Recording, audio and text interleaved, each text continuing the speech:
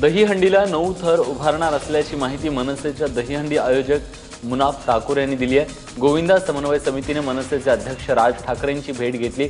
Supreme कोर्टाच्या निर्णयाविरोधात जाऊन 9 थर लावण्याचं मनसेनं स्पष्ट केलं। त्यावर पोलिसांची नोटीस मिळाल्यानंतरही मनसेने दुर्लक्ष केलं।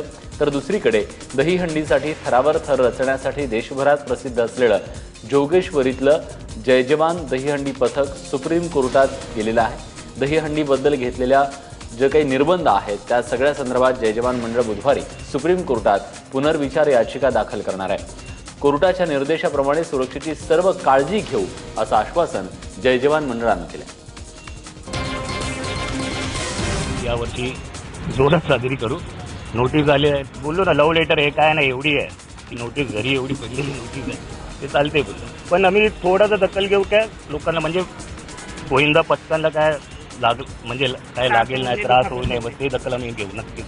जेवढी मंडळी दहीहंडी मंडळ आहेत त्या सर्व मंडळाच्या पदाधिकाऱ्यांना एक विचारात घेऊन त्याच्यावर काहीतरी निर्णय अटी किंवा तोडगा काढण्यात यायला होता, पण हा एकतर्फी निर्णय झाल्याकारणाने सर्वच दहीहंडी मंडळी नाराज आहेत आणि त्याचा पुनर्विचार व्हावा म्हणून आम्ही पुन्हा ही याचिका दाखल केली।